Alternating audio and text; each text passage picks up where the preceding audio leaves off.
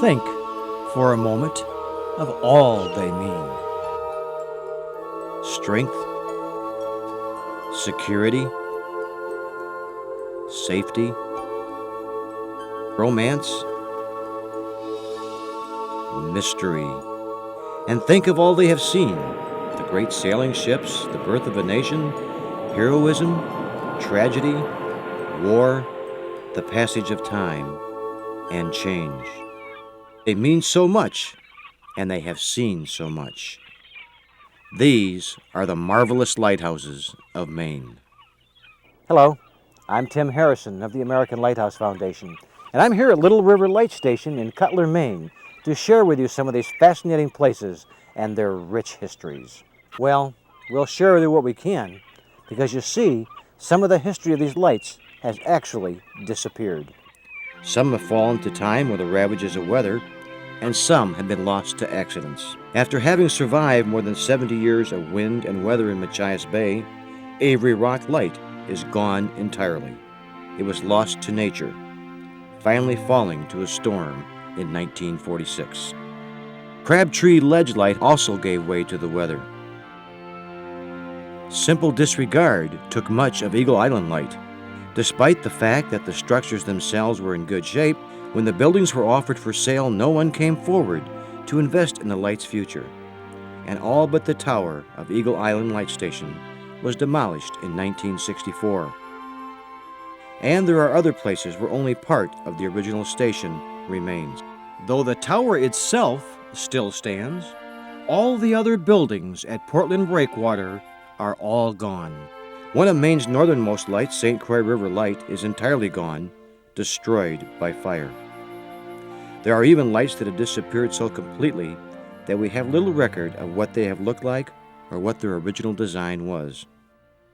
Lighthouse buffs recently uncovered the remnants of a light station at Abacadasset. Here, a pair of range lights once aided those navigating the Kennebec River, but because the history of the station itself is gone, except for this one lonely photograph of the keeper on top of his favorite horse. Every one of these lights extinguished was a tremendous loss. But what's perhaps worse is that some of the history of these and other Maine lights have itself disappeared. The photos, the records, even the memories. So much has already slipped through our fingers. But we are uncovering more every day as people become aware of the valuable historical information that sits quietly waiting in boxes in their attics, in family scrapbooks, in the precious memories of those who actually live part of their lives at the lights, and family stories told by the children of the lights to their own children. So we can't share everything here, and of course, time wouldn't allow us to anyway. After all, Maine has 68 lighthouses still in existence, each rich with its own legends and lore, even if we are unsure of some of it. But this journey through time includes some stories of the lights you've probably not heard before. So let's get started. Let's see what life was really like at the light. Stand at a lighthouse today and close your eyes. Now imagine you take away all the things that make our modern lives go. There's no television, no radio. The internet hasn't been invented yet. There are no telephones, pagers, or cell phones to ring or beep at you. There's no automobiles to carry you across the bridges to shore. Take away even the electric light and central heating. What's left is the sound of the sea and the wind, the calls of the birds and the crash of the waves and the rocks. That's pretty much what life was like on the Maine coast in the early 1900s as Lila Severance stepped off the steamer that ferried her to Matinicus Rock. The year was 1915, and Miss Severance was about to start her new position as a traveling school teacher, the first ever such teacher in the United States.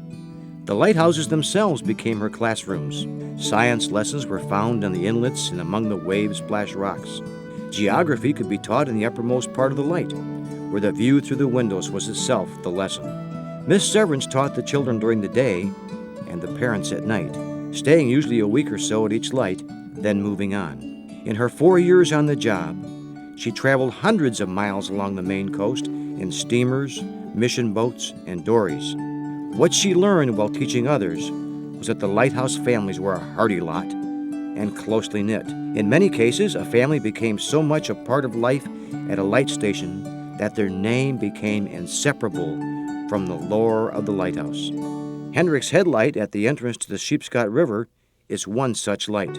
Gerald Marr was born in the same year as the light itself was built, 1829. After his service with the Union Army during the Civil War, he returned to Maine, and in 1866 became the keeper at Hendrick's Head. Marr and his wife Catherine raised 5 children at the light, 2 girls and 3 boys, and local legend tells of a story of one other very special child who arrived at Hendrick's Head and into the Marr family. Sometime in the late 1870s, the records of the date are a bit sketchy. The vessel ran aground near the light, but high winds and rough seas made it impossible to even attempt a rescue. As the helpless keeper watched the doomed ship, a bundle washed onto shore.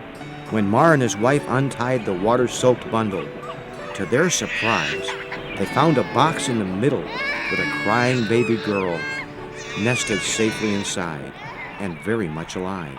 As with many of the old stories for which documentation is scarce, there is still a great deal of disagreement about whether this all ever happened. Was there ever a baby found on the rocks at Hendrick's Head? Well, most believe there was, and one version of the story goes on to say that the Marr family adopted the orphan girl and raised it as their own. A more reliable ending, however, has been provided by one of Gerald and Catherine Marr's own descendants.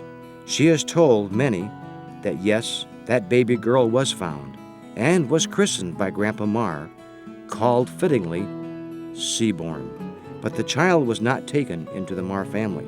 No, she was adopted by a local doctor on the mainland. Well, whatever the truth is in this one tale, the Marr family was part of life at Hendrick's Head long enough to field countless questions about the mysterious baby. In fact, all 3 of Gerald and Catherine Marr's sons went into the lighthouse service. And it was their son Wolcott Marr who wrote in the log at Hendrick's Head, July 1, 1895, arrived at this station at 2 p.m. to relieve Mr. Gerald Marr, who has been the keeper here for the past 29 years.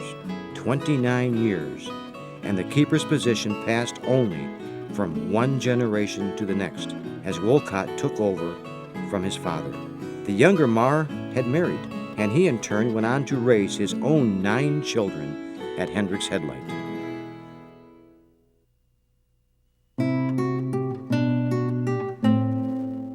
Portland Head Light, standing proudly in Casco Bay, is another Maine lighthouse with strong family ties and a wealth of family stories. The light was commissioned in 1789 by John Hancock, then the governor of Massachusetts, an area which at the time included what is now the state of Maine. Portland Head Light became the first light station completed under the newly created United States Lighthouse Establishment, which later became the United States Lighthouse Service.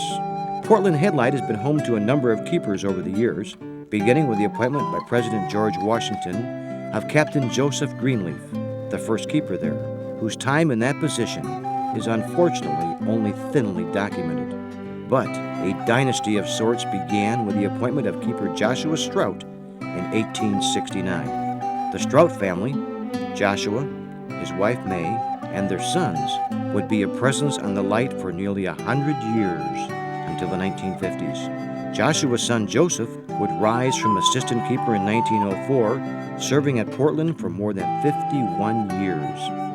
Captain Joe, as he was fondly called, was to become one of the most popular keepers in Maine lighthouse history. Joseph Strout raised his family on the light too, and his son John would in turn become assistant keeper at Portland Head Light.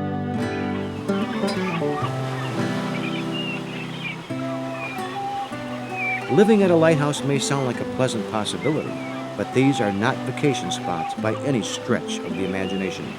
Though many of the locations were and remain undeniably beautiful, and some decommissioned lights have been turned into B&Bs and inns, lighthouse keeping was a job, and in the early days it was particularly difficult and dangerous. Every single light station was built for a purpose: to help guide ships through the dangers of Maine's rocky coast, or to guide sailors into and out of harbors. But even with the assistance of the mechanical lights and signals, many ships still ran aground in the fierce Atlantic storms or became lost in the notoriously thick coastal fog. This is where the valor of the keepers of the lights was at its greatest, because it was not only the light station itself that was the lifesaver, but the keepers and their families who stood between the sailors and the sea. At Libby Island Light, for instance, unwary mariners faced a particular problem, because Libby Island is really two smaller islands connected by a bar, which is fully visible only at low tide. The resulting elusive waterway between the two sections of the island has more than once looked like safe passage to a sailor unfamiliar with the waters, because even at highest tides, the bar remains a hazard below the surface of the water, and at a depth to be a danger to any ship of substantial size. The logs at Libby Island record more than 38 shipwrecks between 1856 and 1906, either at that bar or on the rocks surrounding the island. Still, true to their purpose to save lives, in those 38 wrecks of ships, mostly with full crews, only 19 lives were lost, surely due to the tireless efforts of the keepers of Libby Island Light. Yes, the lightkeeper was more than that. At all the Maine lighthouses, the keepers and their families were truly lifesavers. And the days and nights of the keeper and his family were filled even during those precious days when they were free of foul weather and ships in danger. There was cleaning and painting of the tower and the other buildings to be done. Salt, wind, and storms all took an aggressive toll on a simple coat of paint. Yet maintaining it was an absolute necessity because it protected the structure itself, and the color and design of a tower's markings were two ways a sailor could identify a lighthouse from the sea. The keeper was also entrusted with maintenance of the machinery of the fog signal and the light itself.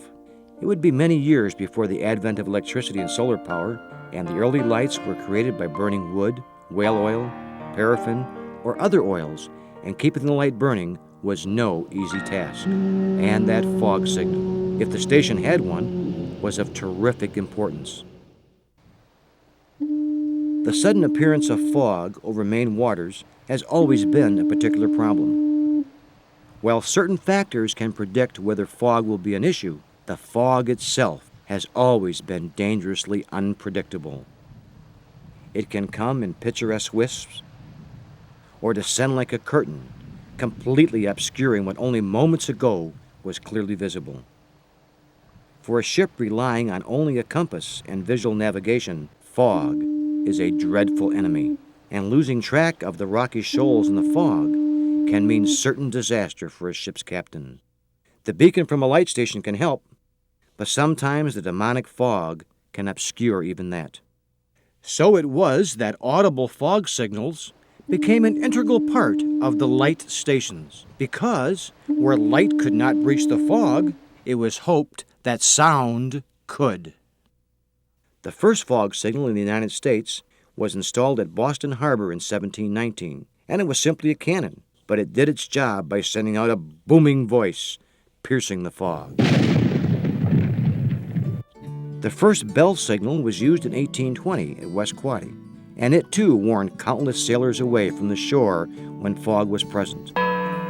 So the lighthouse keeper then had two weapons at his disposal to aid in the warning of ships, the light and the fog signal. Whether that signal was a cannon, bell, whistle, or horn, and over time nearly all of these had been tried at one station or another. But an understanding of nature and science can be elusive, and fog signals have not always worked as the keepers might have wished. Sometimes the difficulties have been the greatest where the danger of fog is the worst. The Penobscot Bay area is notorious for sudden, thick, disabling fog, so Whitehead Light in the bay was a necessary spot for a fog signal. Still, over the years, it had been reported that Whitehead's fog signal, which could be reliably heard for miles across the ocean, would be lost completely at certain distances from the station. Sailing toward Whitehead, a captain could hear the steam whistle clearly, then suddenly it would be gone. The problem has been a concern for the entire active life of the station and had been studied numerous times by experts. But after all, it comes down to the fact that man can't always understand or predict nature, and the changing acoustics of sea and sky cannot always be counted on to act as we expect them to. At stations like Whitehead, the relationship between the fog signal and the light itself is extremely important. The original light at Whitehead was an impressive third-order Fresnel, a lens so large that an adult can fit inside of it. Currently, the station has a contemporary 300mm green light, but the lovely Fresnel has been saved, thanks to Ken Black of the Shore Village Museum in Rockland, Maine. Black was in the United States Coast Guard when he realized that so much of lighthouse history was in grave danger of being lost, and he soon began collecting every imaginable artifact from lighthouses. But what especially interested him were the lenses. As the lights have been automated, the original lenses have no longer been of practical value, and many have been lost. But Ken Black, known as Mr. Lighthouse to many, has managed to collect more than 100 styles of lenses and lights at his museum, which now boasts the largest collection of lenses in the country. And Whitehead's impressive lens is there, where Mr. Lighthouse will encourage visitors to peer inside and see the world through the eyes of a lighthouse. It is a solitary vision, but remember, life at a lighthouse was a solitary one, and isolation was very much a factor, even at the more hospitable stations nearer to the mainland. The keepers' families were often alone and had to be entirely self-sufficient between the infrequent trips to shore or visits by the service vessel. The animals, food stores, and supplies all needed tending. And of course, there was also housekeeping and care of the family. Even such simple tasks as tending the yard and the home were of great importance to every keeper, because inspections by the lighthouse service could occur at any time, sometimes with no greater warning than the sight of the official tender ship on the horizon, flying the unmistakable flag of the lighthouse inspector. Lights such as Portland Headlight and Pemaquid Point, with more direct connections to the mainland, were perhaps some of the easier living situations for keepers. But for a very different take on life at a light station, let's visit the Twin Lights at Matinicus Rock. It is considered by many to be one of Maine's most desolate and lonely light stations. It is probably most readily associated with Abby Burgess. A partially fictionalized retelling of her childhood days at Matinicus Rock is known to many school children through the book, Keep the Lights Burning, Abby. Isolated though it may have been, Abby fell in love with Matinicus the moment she arrived when she was only 14. It was 1853 when Abby came to the island with her mother and siblings when her father was appointed the keeper. Being more than unusually susceptible to the ravages of the North Atlantic weather, Matinicus Rock provided Abby with a life defined by storms and the tribulations of nature. It was during a landmark storm in her 17th year, 1856, that Abby's fortitude was first sternly tested. The gale that blew across Matinicus Rock that January descended in force while Abby's father and brother were ashore, and it howled for 3 straight days, marooning the men of the family on the mainland. With foresight beyond her years, and even as the storm reached hurricane proportions, Abby gathered the family into one of their towers, thinking even to collect her pet chickens. It would be a full 4 weeks before the storm relented enough to allow her father to return from the mainland to the lighthouse.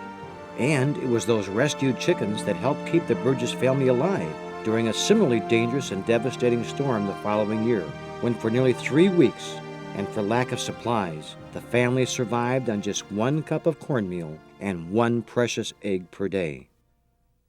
Of course, Matinicus Rock was not the only lighthouse to be home to farm animals of all sorts. In fact, for many lighthouse families, life on the light was very much like life on the farm. But this is a good moment to consider the differences in the physical characteristics of the many Maine light stations. Many were idyllic, with wide swaths of grass and greenery, with room for gardens and for children to play. According to Ella Cheney Robinson, whose father, Jasper Cheney, was the keeper at Libby Island Light, despite their northern location at the entrance to Machias Bay, there was always a large vegetable garden at their home on the light. They even had a cranberry bog on the 120 acres at Libby. Cranberries were also cultivated at Petit Manan each year. Maisie Freeman, whose father James Freeman was the first assistant keeper at Petit Manan all through the 1930s, remembers her life on that rocky point of land as being a complete paradise. She and her brothers and sisters had room to play, explore, or just watch quietly from the light tower as the light of each summer day dimmed into evening. One day in 1937, Maisie and her siblings were called by their mother to watch the sky because something amazing was soon to pass overhead. The airship Hindenburg. The German dirigible was on its way to a landing further down the Atlantic coast, and the Freemans were perhaps among the few who were the last to see the airship underway before it crash-landed in a New Jersey field. In terms of a lighthouse with pastoral landscape, Whitehead Light in Penobscot Bay was nearly perfect. The keeper's house and the tower could almost pass for a farmhouse and silo, surrounded as they were with expanses of rich greenery, soil for gardens, and even forests. Fresh water was collected in cisterns in the basement of the keeper's house, for use by not only the keeper and his family, but also for irrigation of vegetables and plants. But unlike the pleasant landscape at Whitehead, other light stations were located on small islands jutting out from the sea, hardly islands really, often aptly referred to as rocks. Because that's pretty much all there was there, just a light station perched on a rock surrounded by the ocean. Mount Desert Rock is one such appropriately named station. However, the keepers and their families who called Mount Desert Rock home in the years before its automation almost always had gardens for vegetables, with even a few flowers to remind them of the mainland. But Mount Desert really is a rock, 26 miles out into the Atlantic, with virtually no soil to speak of. So, gardening there for food or simple pleasure meant that the keepers had to haul soil out to the rock by boat, sometimes trading with local fishermen for a barrel of topsoil or fertilizer. Each year, the gardens were laid and tended, only to be washed away into the sea again as the winter storms took hold. On nearly every Maine light station, someone, the keeper, his wife, children, made use of what ground they had to keep chickens, sometimes pigs for butchering, and frequently a cow or two for the milk.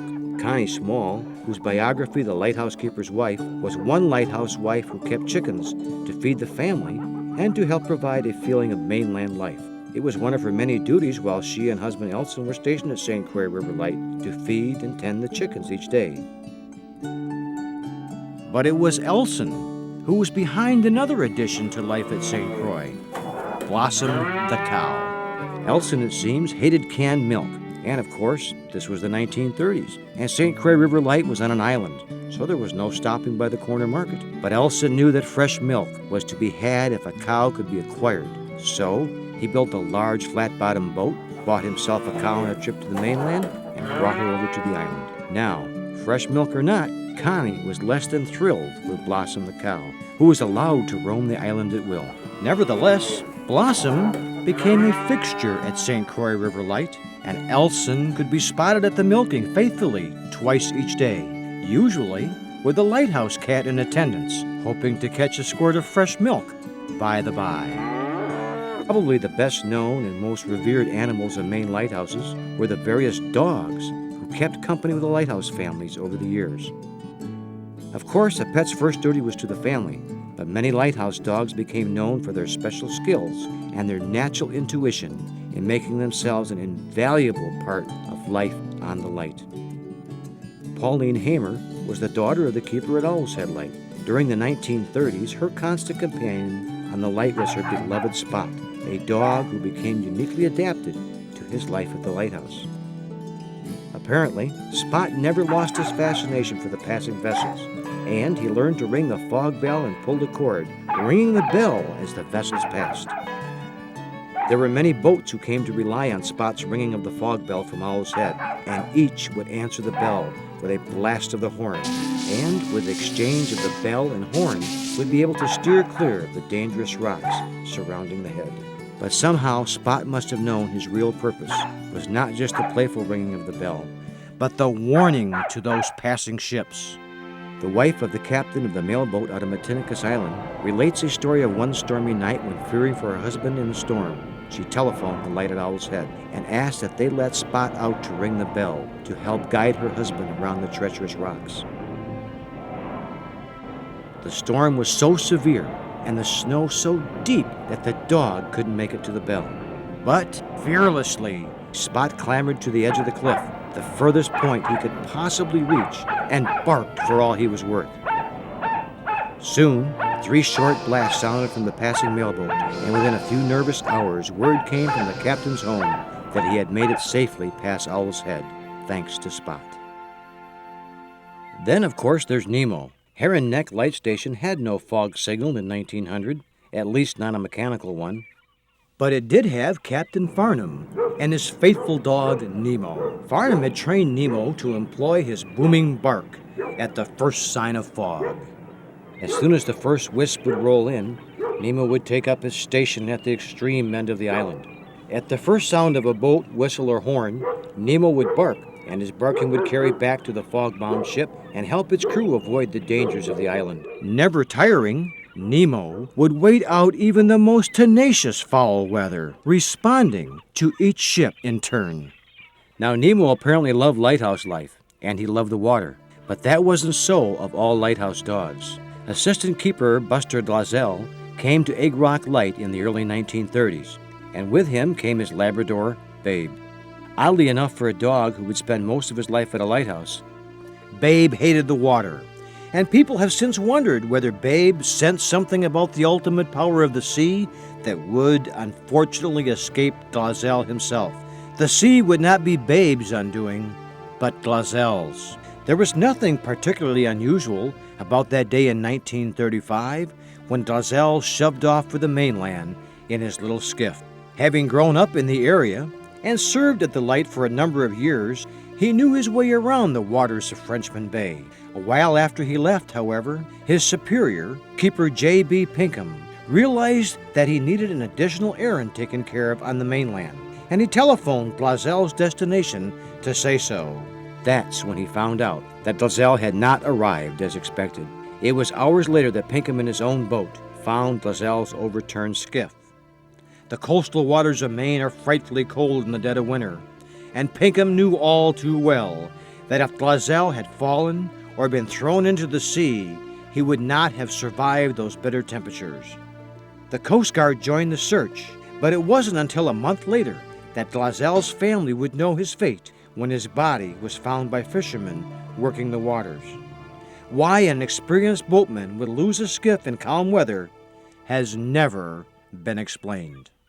Sometimes, unfortunately, it seems that the sea laughs at us, and its only purpose is to destroy seagoing vessels. That's why lighthouses exist at all. They were built for one purpose only, to save lives. And, though many lives, like Glazell's, have been lost in the service of the lights, many more have been saved. Owl's Head Light was the site of one of the most unique rescue stories in lighthouse history. In December 1850, just 2 days before Christmas, Lydia Dyer braved storm and sea to row out past Owl's Head to the schooner in which her fiancé, Richard Ingraham, was serving. In the joy of their reunion, shared with all on board the ship over a few glasses of wine, none of the crew took heed as the storm grew worse with each passing hour. It took just a single crushing wave to smash the ship against the rocks at Owl's Head. Richard rushed to save Lydia, bundling themselves together in blankets and lashing them both to the ship. His shipmate, Roger Elliott, had what would prove to be the presence of mind to join them, bundling himself into the icy, wet tangle of blankets and bodies. Throughout the night, as the storm raged and the 3 bodies became encased in solid ice, only Elliott remained conscious. As the storm drew back with the dawn, Elliott was able to free himself. With great effort, dragged his frostbitten body toward the keeper's house at Owl's Head. Lighthouse keeper William Masters and the others from the island, who had come at the sound of the lighthouse rescue bell, together were able to slowly, carefully thaw and revive Richard and Lydia, both of whom almost completely frozen when found.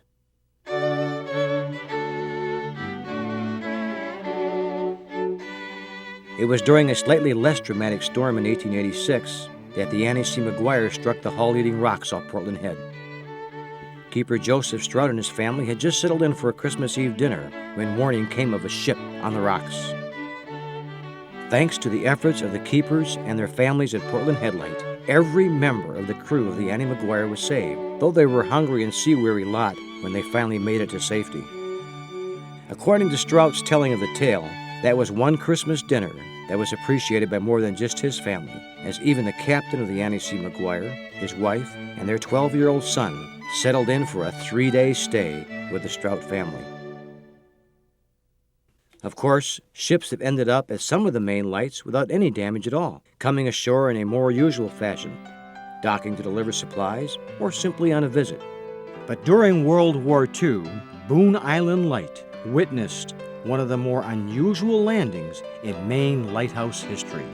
Kelvin Dolby and his wife Miriam were residents of the island at the time, and they recount the surrender in 1944 of a German submarine in the waters off Boone Island. That was one ship delivered to a Maine lighthouse without a scratch. Boone Island, of course, has been the site of a number of fantastic stories over the years, and very early in its history, it developed a reputation as a difficult and desolate station.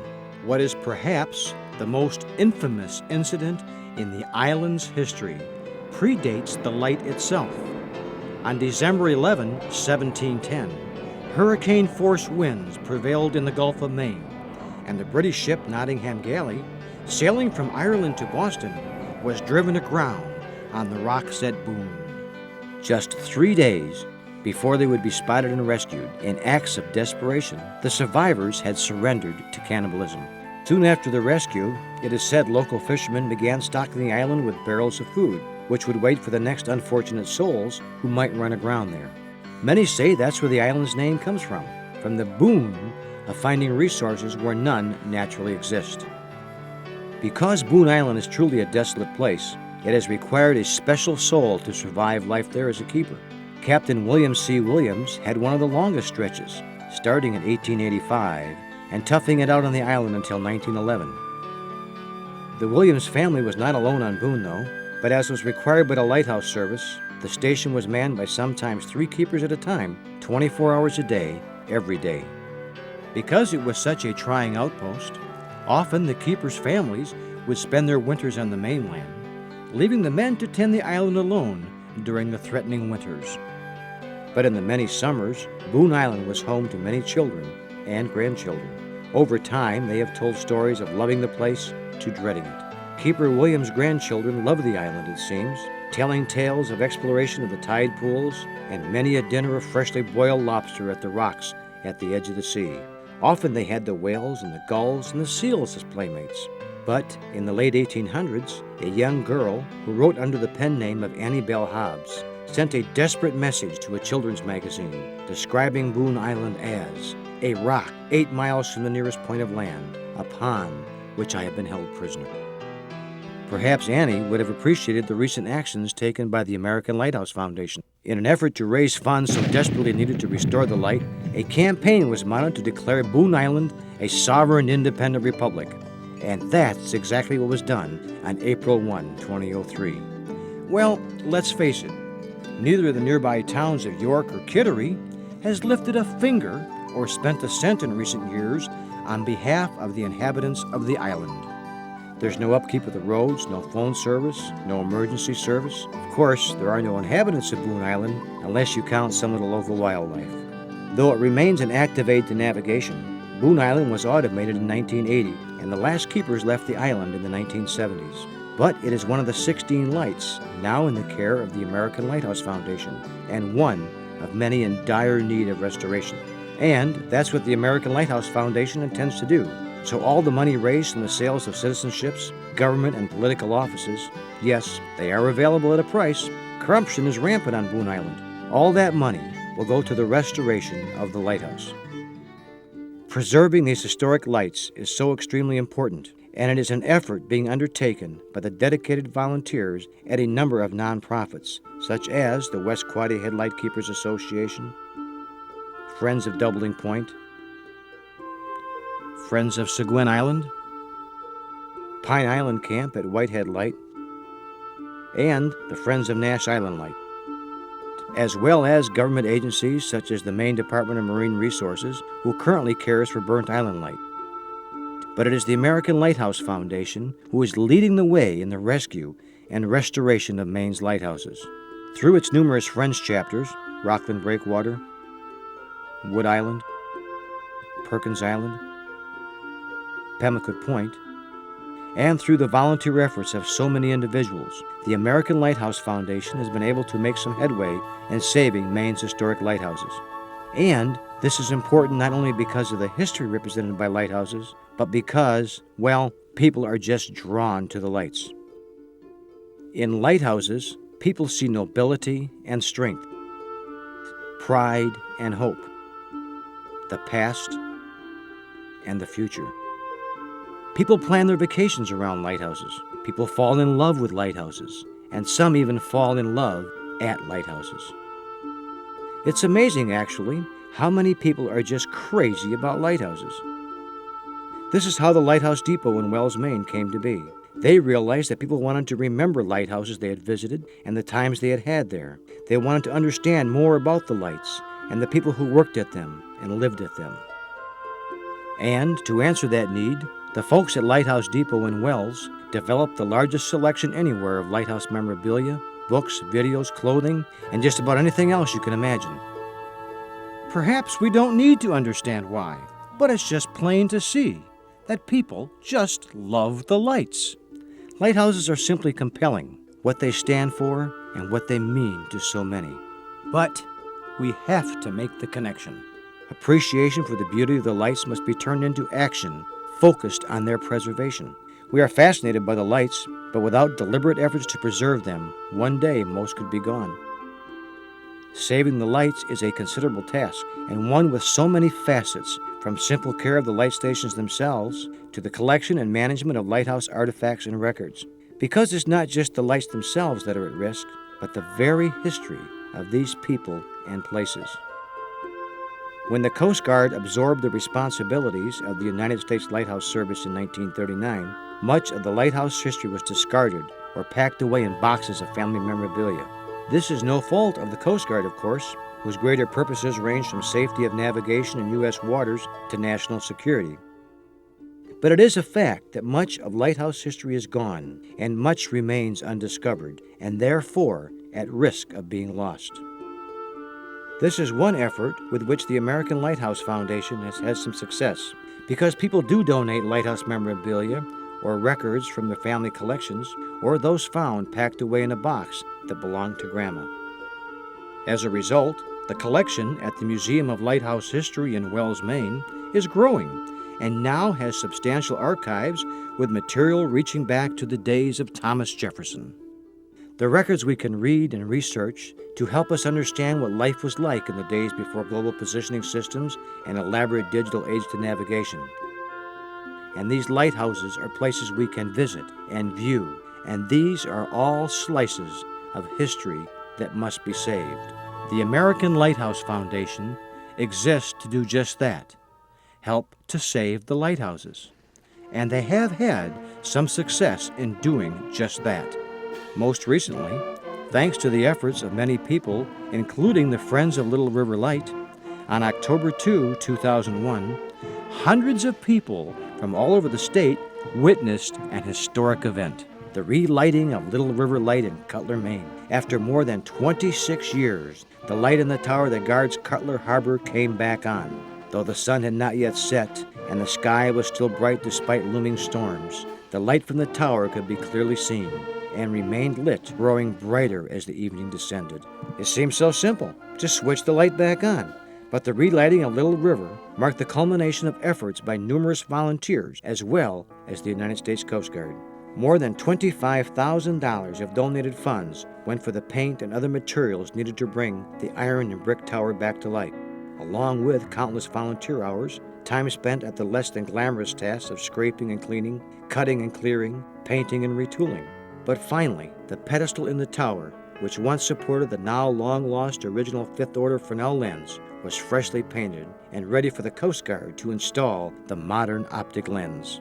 What a glorious sight it was to see Little River come back to life. in one of the finest examples of the true spirit of the light. Little River again shines in Cutler Harbor as a testament to safety, surety, and the indomitable American spirit. But Little River's story is far from finished. It has since become just the third light in the United States and the first in all of New England to see its ownership transferred under the National Historic Lighthouse Preservation Act of 2000. As new owners of the station, the American Lighthouse Foundation now faces the considerable task of restoring the other buildings at the site, including the Keeper's House and Boathouse, both of which remain in dire need of repair. Would any of Little River's past keepers recognize the light today with its fresh face? Certainly. Earlier keepers would be puzzled by the white paint on the tower itself, because Little River was among a number of stations in Maine whose towers were once painted chocolate brown. However, Ruth Corbett Ferris would recognize it and be particularly pleased to see the restored tower. Ruth was the daughter of Willie Corbett, who was the keeper of the Little River Light during the 1930s. Captain Corbett's lighthouse service began in 1908 when he served an apprenticeship at Saddleback Ledge, reportedly one of the worst assignments for a keeper. Corbett went on to serve at a number of other stations, Tennant's Harbor and Monhegan among them, before coming to Little River with his wife, herself the daughter of a previous lighthouse keeper there. Their daughter Ruth spent the first 24 years of her life at the station and remained connected to and concerned about its future all her life. But one need not be actually from a lighthouse family to be drawn to the lights to care about them. So many people have been over the years. Even today, people are fascinated by lighthouses. They are drawn to them in great numbers. They want to know more about them. Why was it built? Who lived here? Was it a lonely or scary place to live? What did they do?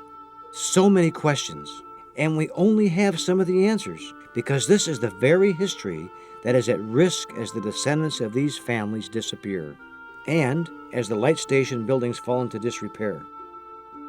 Thankfully, many of the photographs, letters, and other documents of everyday life at the lights are being brought to the attention of the American Lighthouse Foundation and other preservation groups. Images of times, people, and a lifelong past.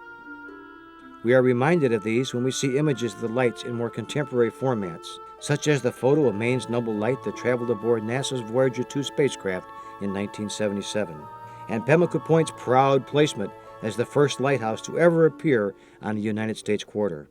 For what is perhaps one of the most interesting ways in which a Maine lighthouse has become part of popular culture, we have to take a look at Cape Elizabeth Light.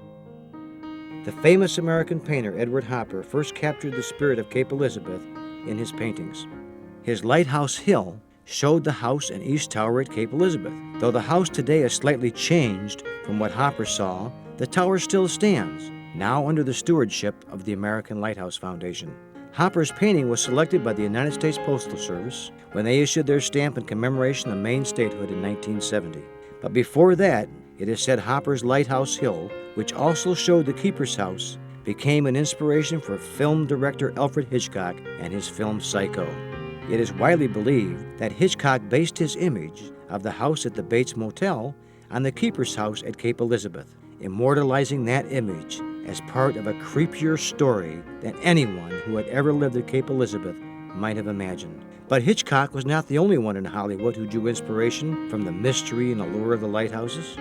Lighthouses have long been popular with the print media and film. But as far as we know, Cape Elizabeth is the only light ever actually owned by a member of the Hollywood elite. The West Tower at Cape Elizabeth has come and gone in many ways, since it and its sister East Tower were built in 1827 as range lights. These were the first twin lighthouses built on the Maine coast, but it is the East Tower that would prove the most useful and tenacious, and it is the one still in use today as an active aid to navigation. The West Tower, however, was discontinued and extinguished in 1924. But it was many years later, in 1971, when Hollywood again discovered Cape Elizabeth Light. Actor Gary Merrill, known for his work on the silver screen and as the ex-husband of actress Bette Davis, purchased the West Tower in 1971. Merrill was by then considered an eccentric by many, but he was active in Maine politics, making an unsuccessful run for governor in 1968 and even a run for the presidency. He later sold the West Tower at Cape Elizabeth, but didn't leave lighthouses behind. He eventually bought a lighthouse in Canada, where he spent his remaining years. The twin lights at Cape Elizabeth were also the site of one of the most daring rescues in lighthouse history. During a wretched January storm in the winter of 1885, despite being ill with a cold and exhausted, keeper Marcus Hanna kept the fog whistle sounding all through that dreadful night. The snow and storms that night had been so severe and loud that it wasn't until nearly 9 a.m. that morning that Hanna's wife spotted a schooner aground on Dyer's Ledge. It was the vessel Australia. No one at the light knew it at the time, but the captain of the Australia had already been swept into the sea, and the 2 remaining crew members who had taken to the rigging were nearly frozen to death. Hanna was, however, a man of incredible courage, a hero of the Civil War, and neither storm nor sea was going to stop him from reaching the men on that ship. For his efforts in the rescue of the crew, Marcus Hanna was awarded a gold life-saving medal. And many years later, his feat was recognized again as the United States Coast Guard christened its new 125-foot buoy tender the Marcus Hanna. That vessel, now called South Portland, just around the corner from Cape Elizabeth, its home port. The towers of Cape Elizabeth may have changed their stripes over the years, but their purpose has always been that which Hanna so perfectly exemplified, to save lives. And there have been many times when the lives of their own people were saved in some way by the lights. Life at a lighthouse had its rewards, but it was one also fraught with hazards, often relating to things people in more ordinary living circumstances would take for granted. On a cold and foggy November night at Wood Island Light, Keeper Burnham and his wife realized that their daughter Tammy was running a dangerously high fever, and in a call to their doctor in the mainland, they were advised to get the child to a hospital as soon as possible. This was no simple task, because Wood Island Light sits on a small island in the mouth of the Saco River. Keeper Burnham was instructed by the Coast Guard to not leave his post at the light. They would send a boat to pick up and deliver Tammy to the mainland. That boat was dispatched from the Fletcher's Neck Life-Saving Station, but because of the rough weather condition, the Coast Guard would have to launch a small skiff to actually reach the island. Edward Savinsky was a mere 19 years old at the time he set foot in that skiff, and just a seaman apprentice. But he reached the light, and he managed to retrieve Tammy, who was all bundled up in a pink snowsuit. However, that skiff never reached the Coast Guard vessel, but capsized, and Savinsky and Tammy ended up in the frigid waters. Against all odds, he hung on to the child, bobbing up and down countless times, finally landing on a small rock outcropping west of the station. At last, the searchlight from the Coast Guard ship lit upon the bright pink of Tammy's snowsuit as she lay, now nearly frozen on the rocks. Having ignored the orders of the Coast Guard and searching in his own boat for his daughter, Keeper Burnham spotted them and managed to drag Savinsky and his daughter into his own boat and deliver them to the Coast Guard vessel. Still, the storm and heavy fog would have prevented the ship from entering the harbor, were it not for the efforts of a local lobsterman who took his own boat out to guide the larger ship in and eventually delivered Tammy to shore in his own boat. It was not until 32 years later, in 1992, that any of the heroes of this story received official recognition. Ultimately, Tammy Burnham was reunited with Edward Savinsky, and the following citations were awarded: to Lawyer Burnham and Edward Savinsky, the United States Coast Guard Life-Saving Medal, and to Preston Alley, the lobsterman whose small boat carried Tammy Burnham to safety of shore, a Distinguished Public Service Award. For all its history, Wood Island Light remains one of Maine's lights most at risk. The American Lighthouse Foundation, along with its Friends chapter, has begun efforts for its restoration. Of course, Tammy's trip to the shore that night was a dangerous one, but there were other ways to reach waiting boats. A hoist was created at Saddleback Ledge Light to do just that, help people move from boat to shore, and could reportedly carry as many as 2 people at a time. For a time, Cape Nedick Nubble Light saw one of the most unique forms of transport. Designed for moving supplies back and forth, the bucket on a pulley installed there was actually used to transport one keeper's young son to shore, a practice that stopped when the keeper's superiors found out about it. A previous keeper at Nubble, William Brooks, saw opportunity in the transportation problems and began ferrying locals and sightseers to the island. The cost, 10 cents apiece. But it is at Saddleback Ledge that we can see some of the sadness of Maine's lighthouse history. This was always a lonely and desolate station, but one that was home to keepers' families for most of its active life. Children would be confined to just the boardwalk, or worse, in winter months confined to the house by ice and howling winds. Supply vessels could not often safely land to deliver the cargo. Still, with its odd profile and stubby and pugnacious granite tower, the light has long been an absolute necessity in Idaho Bay. We know some of its history, that the original keeper's quarters were in the tower itself, that it was a remarkably expensive lighthouse when it was first built, coming in at $15,000. We know that the family of Saddleback's first keeper, Watson Hopkins, even saw the birth of a child on the island. And we know that in 1927, keeper Leonard Bosworth Dudley and his assistant Edward Howell saw the quite unexpected arrival of hundreds of ducks and seabirds. The creatures were apparently attracted by the light, and many crashed against the windows of the tower to their peril. But there is so much we still do not know about Saddleback Ledge and all the other Maine lighthouses.